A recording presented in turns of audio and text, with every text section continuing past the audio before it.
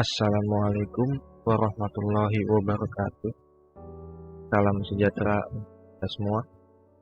Dalam kesempatan kali ini, saya ingin mempresentasikan video untuk memenuhi tugas UTS dari mata kuliah Aspek Hukum Dalam Bisnis, dosen pengampu Bapak Dr. Insinyur Sugeng Prayitno, SH, MH, MM, dengan materi Hukum Perjanjian. Dengan saya sendiri, Diki Adiwinata, Prodi Manajemen, kelas reguler plus NIM 2892150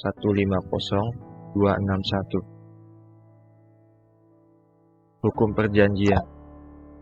Hampir semua kegiatan dan tindakan bisnis selalu terkait dengan berhubungan dengan perjanjian atau kontrak.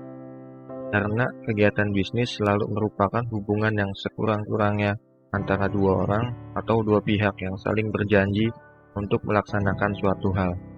Dari peristiwa ini, timbullah suatu hubungan antara dua orang atau dua pihak tersebut yang dinamakan perikatan orang atau dua pihak tersebut yang dinamakan perikatan. Perjanjian itu menerbitkan suatu perikatan antara dua orang atau dua pihak yang membuatnya. Pasal 1313 KUH Perdata merumuskan pengertian perjanjian sebagai berikut. Perjanjian adalah suatu perbuatan di mana satu orang atau lebih mengikatkan diri terhadap satu orang lain atau lebih. Dalam bentuknya, perjanjian itu berupa suatu rangkaian perkataan yang mengandung janji-janji atau kesanggupan yang diucapkan atau ditulis. Perjanjian adalah sumber perikatan, di samping sumber lain berupa undang-undang. Jadi, ada perikatan yang lahir dari perjanjian dan ada perikatan yang lahir karena undang-undang. Perikatan yang lahir dari perjanjian selalu dikehendaki oleh dua orang atau dua pihak yang membuat suatu perjanjian.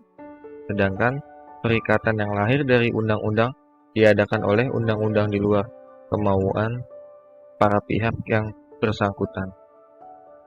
Dalam hukum perjanjian dikenal beberapa asas, yaitu 1. Asas berkebebasan berkontrak. 2. Asas konsensualisme. 3. Asas fakta sunt servanda. 4. Asas itikat baik. 5. Asas kepribadian. Kitab Undang-Undang Hukum Perdata juga menganut sistem terbuka, yang mengandung suatu asas kebebasan membuat perjanjian, sebagaimana disebutkan dalam pasal 1338 ayat 1 yang berbunyi, suatu perjanjian yang dibuat secara sah berlaku sebagai undang-undang bagi mereka yang membuatnya.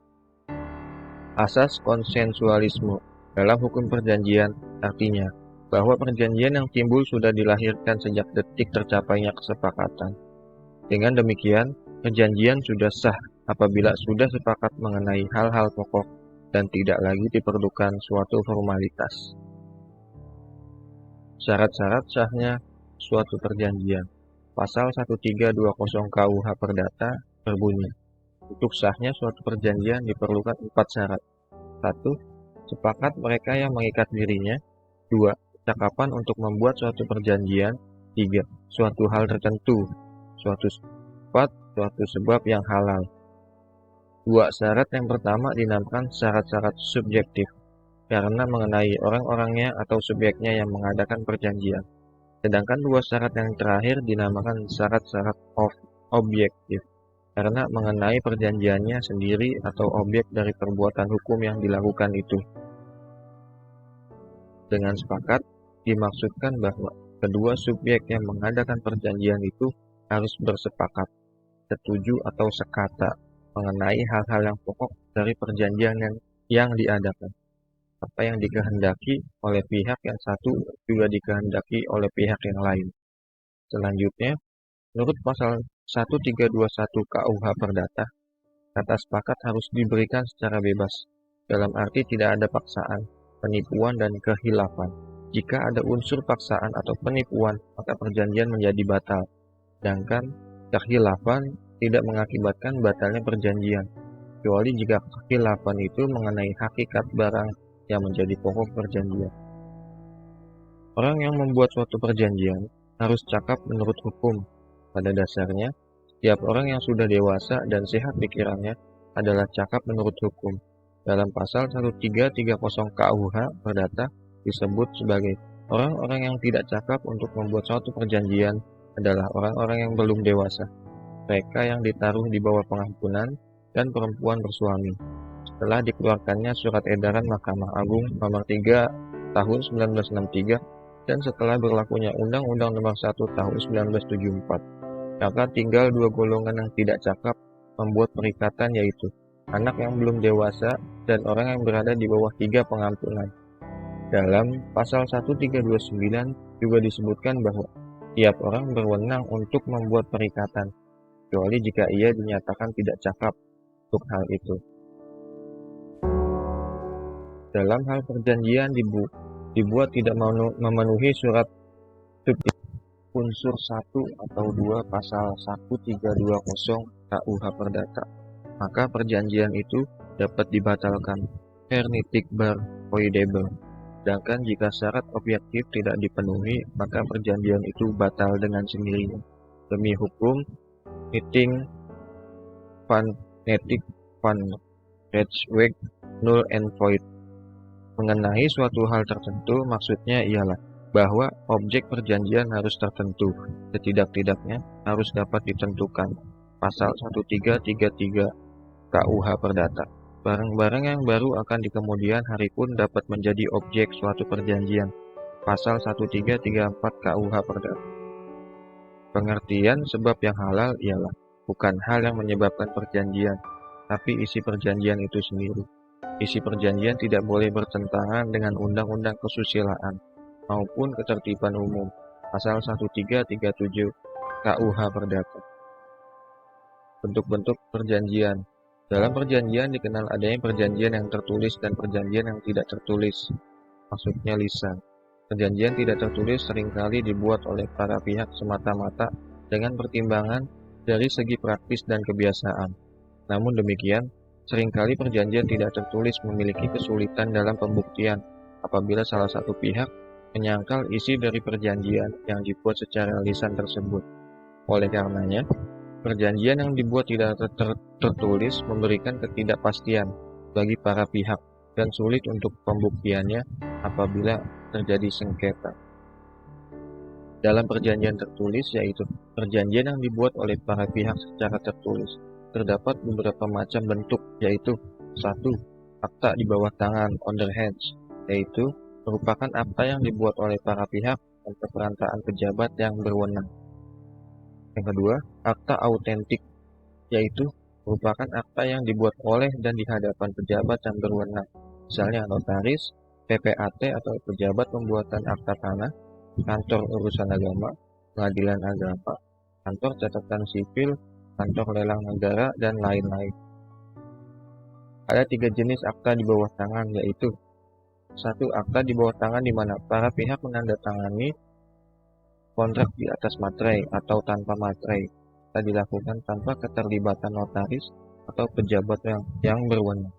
Kedua, akta di bawah tangan yang didaftar warmeken oleh notaris atau pejabat yang berwenang. 3. Akta di bawah tangan yang dilegalisasi atau disahkan oleh notaris atau pejabat yang berwenang. Dalam hal akta di bawah tangan yang dilegalisasi, maka mengandung makna sebagai berikut. Pertama, notaris menjamin bahwa benar orang yang tercantum namanya dalam kontrak adalah orang yang menandatangani. Yang kedua, notaris menjamin bahwa tanggal tanda tangan tersebut dilakukan pada tanggal yang disebutkan dalam kontrak. Jenis-jenis perjanjian. Ada beberapa jenis perjanjian, yaitu 1. Perjanjian menurut sumbernya. Perjanjian yang bersumber dari hukum keluarga, misalnya perkawinan. Perjanjian yang bersumber dari kebendaan, misalnya peralihan hak milik. Perjanjian obligator, yaitu perjanjian menimbulkan kewajiban. Perjanjian yang bersumber dari hukum acara, per which occurrence com. Perjanjian yang bersumber dari hukum public rechtsstellig occurrence coms. Kedua, perjanjian menurut namanya 1319 KUH Perdata, yaitu pertama, kontrak nominat bernama, yaitu kontrak yang dikenal dengan KUH Perdata, misalnya jual beli, tukar menukar, sewa menyewa, pinjaman pakai, dan lain-lain. Yang kedua, kontrak onimnat tidak bernama, yaitu kontrak yang tumbuh dan berkembang dalam masyarakat, misalnya leasing, franchise, production sharing, dan lain-lain. Yang ketiga, perjanjian menurut bentuknya 1320 182 KUH Perdata, yaitu perjanjian tertulis dan perjanjian tidak tertulis.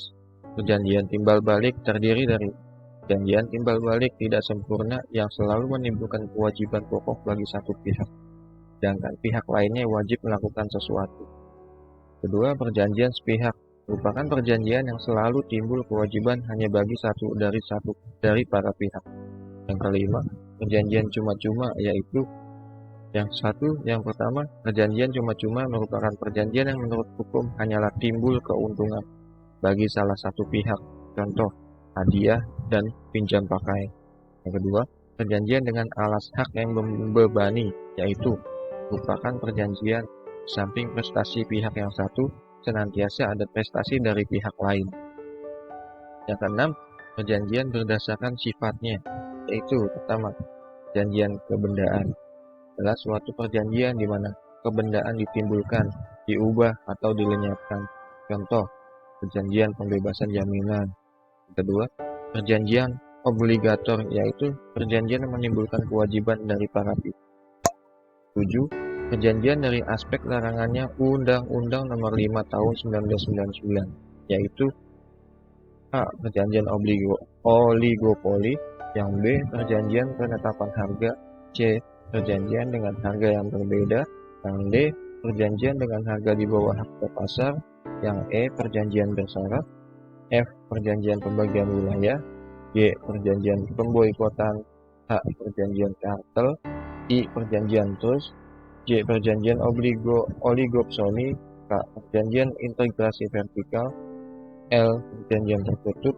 M. Perjanjian dengan pihak luar negeri yang dapat mengakibatkan praktik monopoli dan persaingan tidak sehat. Akibat suatu perjanjian.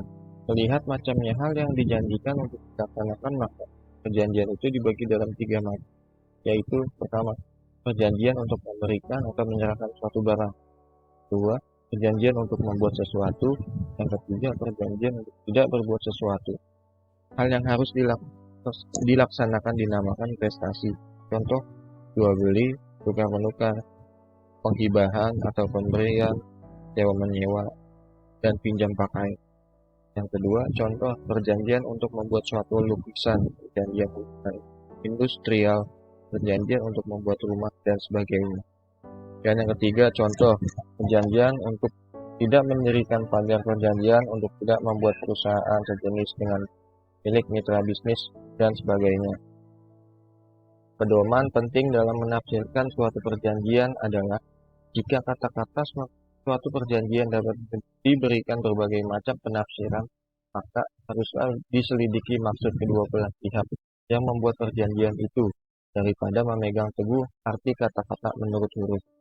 Kedua, jika sesuatu janji berisikan 2 macam pengertian, maka harus dipilih pengertian yang sedemikian rupa yang memungkinkan perjanjian itu dilaksanakan, daripada memberikan pengertian yang tidak memungkinkan suatu pelaksanaan. Yang ketiga, jika kata-kata dapat memberikan 2 macam pengertian, maka harus dipilih pengertian yang paling selaras dengan sifat perjanjian. Keempat, apa yang meragu-ragukan harus ditafsirkan menurut apa yang menjadi kebiasaan di negeri atau di tempat di mana perjanjian diadakan. Kelima, semua janji harus diartikan dalam hubungan satu sama lain, dan tiap janji harus ditafsirkan dalam rangka perjanjian seluruh. Yang keenam, jika ada keraguan-raguan, maka suatu perjanjian harus ditafsirkan atas kerugian orang yang telah meminta diperjanjikan sesuatu hal dan untuk keuntungan orang yang telah mengikatkan dirinya untuk itu. Yang F, tuan prestasi dan akibat. Tuan prestasi artinya tidak memenuhi kewajiban sebagaimana ditetapkan dalam perikatan atau perjanjian. Hal ini disebabkan karena alpa atau lalai atau ingkar janji. Perkataan wan prestasi berasal dari bahasa Belanda yang berarti prestasi buruk. Puan